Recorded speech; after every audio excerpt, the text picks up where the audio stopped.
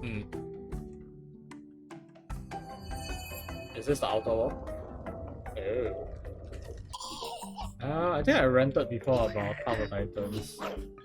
I mean, I really love to talk about Tower of Titans with someone who also played. Ooh, Jesus, that's long. Who also played the OWL, and I want to know how they feel about it. Because I watched a video about it, and it kind of like I think I watched a video about it, and then the video explained that actually Path of Titans is very like apparently the herbivores in the OWL are like pushovers, whereas in Path of Titans they are a lot more sturdier, and that like made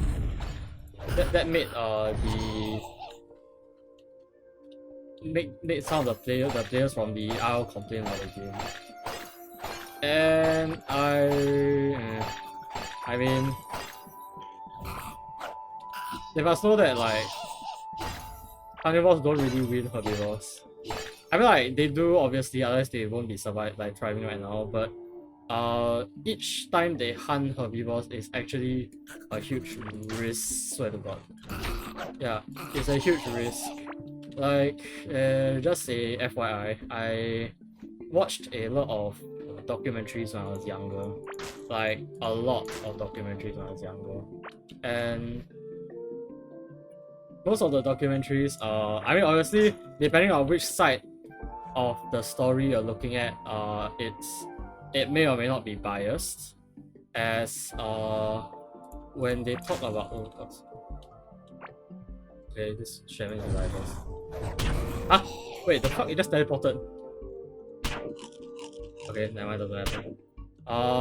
Like when you're watching a documentary about, example, I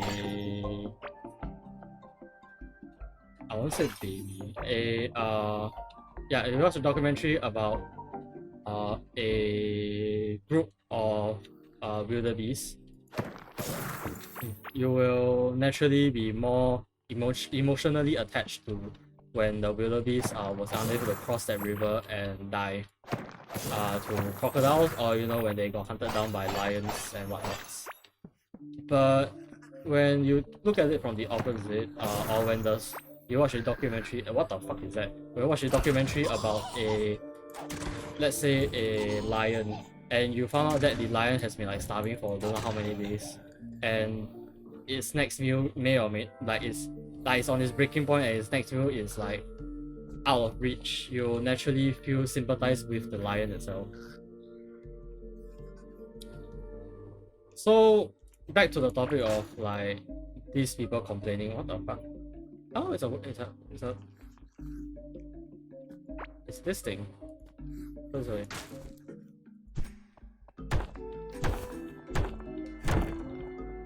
Okay, it's so slow. Fuck it. Shut up. Fuck.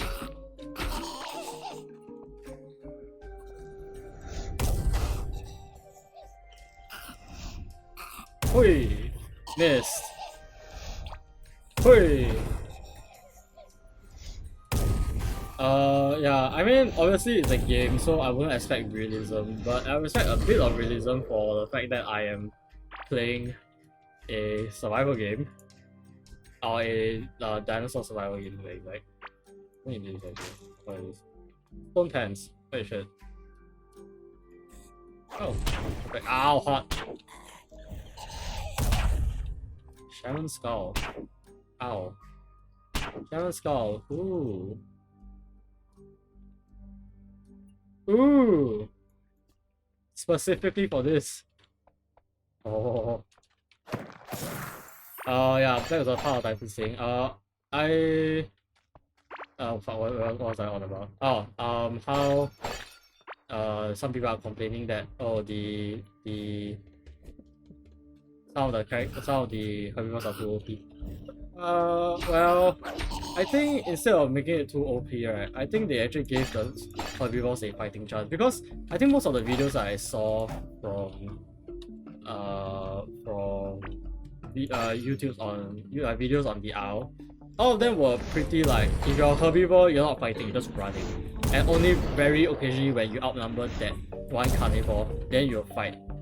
And obviously that's not the case in real life when you when there's a bunch of herbivores, when there's a bunch of herbivores together with and a carnivore comes, they'll obviously just start legging it rather than sitting down there and like trying to fight. And only when it comes to it, then they'll actually straight on fight with that carnivore. And even then, the carnivore success rate actually, or rather the risk of that carnivore is actually pretty high. Because I think I saw a video where a lion got its jaw kicked by a, what's that thing called? Yeah, a lion got its jaw kicked by a wildebeest or a zebra, I can't remember. And that lion straight up just couldn't, like, it's the lioness, sorry. The rest of the pride was able to eat, but that lioness no longer was able to eat and it can no longer hunt, and it just basically sat there and starved to death. So them complaining about how the herbivores are too overpowered is kind of stupid. Especially when there's like herbivores that are overpowered. Look at the hippo, for fuck's sake. Nothing fucks with the hippo other than a rhinoceros. And nothing fucks with a rhinoceros other than an elephant. So I think back to the topic of survival games, I would hope that oh, I remember. Yeah, back to the topic of survival games. The thing I want to talk about is I hope that the Enshrouded has the crafting system, or rather not crafting system, but a discovery system, crafting discovery system. I don't know how to explain it.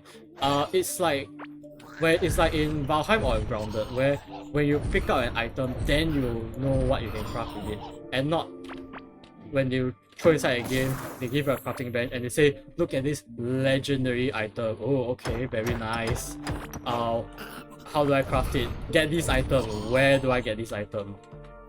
I don't know. Go find out yourself. I think that's like it destroys the wonder of like what I can do when I picked up an item. Because I always liked it when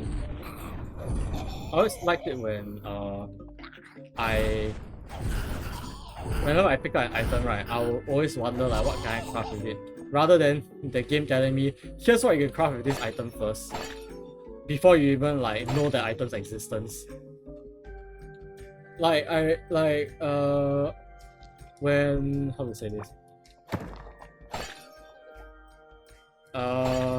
Yeah, it's just like for example in Grounded, when I picked up a spider fang, I knew that spider fang can be crafted into a weapon, but I didn't know that it could be crafted into armor too.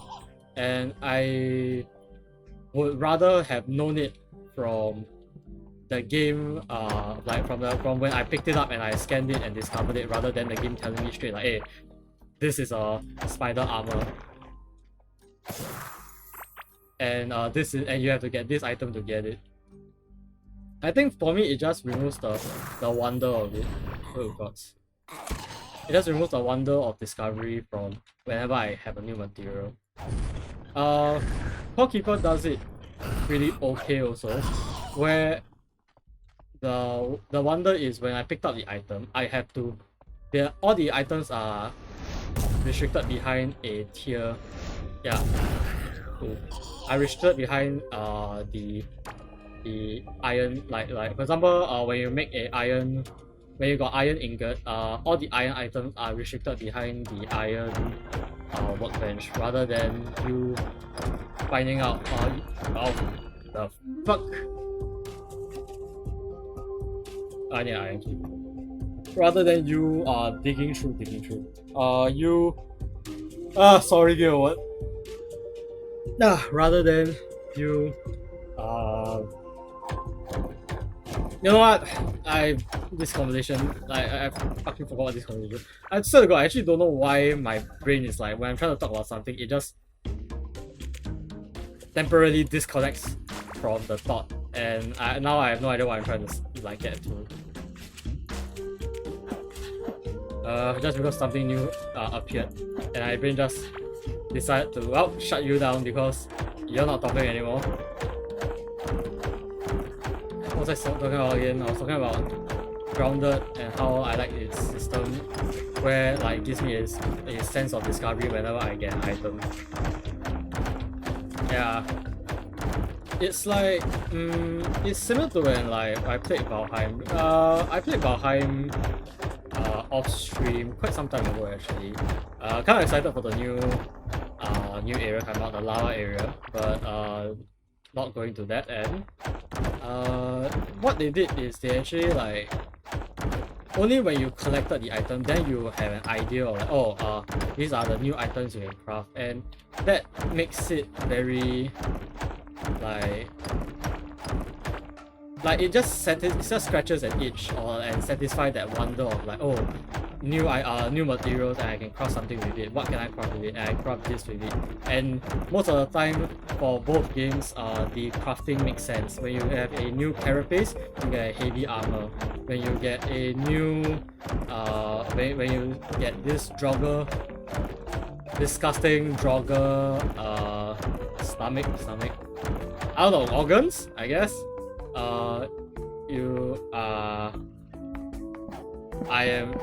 I'll be disgusted, but you can craft other items with it. So yeah.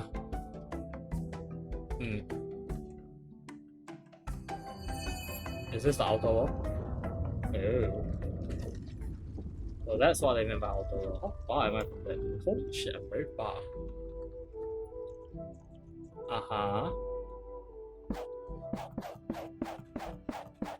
How far is this? Ooh, this is green. It's very green. Where here? Okay, that's just good. This is very green.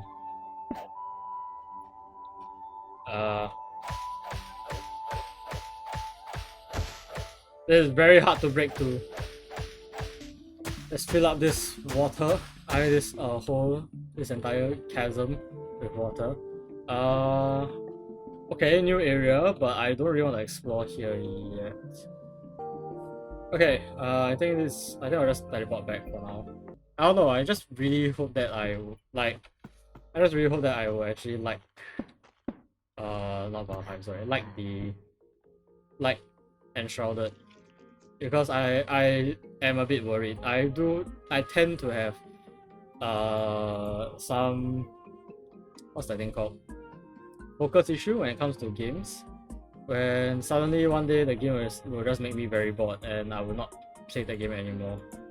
I just hope that doesn't happen. The last game that made me super into it was actually either Valheim or what's the other game called?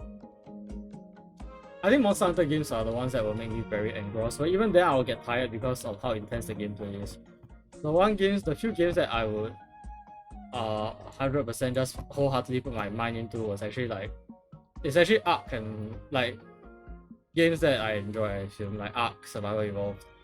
Like I straight up just got so immersed in that game that like it is that kind of scenario where at night where it's either I couldn't sleep or I was playing the game up so late. I was playing the game and up so late just playing the game. I know I have more. Yeah, I just hope that Enshrouded is that. It's just that I hope that ultimately I just hope that the game isn't very doesn't feel dead, it feels alive. And more importantly, it's not like Frozen Flame. Frozen Flame was such a disappointment. It was on not early access. It was I mean it's early access now, but it was on sale when I bought it, and I saw mixed review and I saw what it had. I was interested because I was like, oh shit, there's actually like it actually may or may not be up my alley, and it wasn't. The promise of magic was very minute. The skills in the game were not very impactful to say the least, and it doesn't feel like I'm using the skill at all. And more importantly, the the magic in the game just feels like a slower, like, I think what I dislike most or what I'm most worried about for Enshrouded is the magic system in the game just feels like a range combat. Like it just feels like a glorified range combat with bows and arrows. Like for example, I mean Core Keeper is also guilty of it. Where like example the musket and the staff, obviously different effects. Where the staff gets burned, the musket is straight damage, and the musket can the staff can charge. But when you boil down to it, it's just a ranged weapon, and I think that's just very sad that you just turn magic, which is like can be used for healing, used for interaction with the surrounding, light the place on fire or freeze the water, and you just turn it into a means of projectile. And the projectile is just a straight projectile. It's not like, oh, you can actually cast a firestorm in this particular location, which makes it very sad.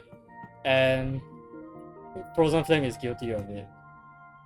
At least for Core Keeper, they made it more like they don't make magic the focus. They make like you exploring, getting equipment and stuff, more equipment, and didn't really like explain to you stuff like the integral part of the gameplay.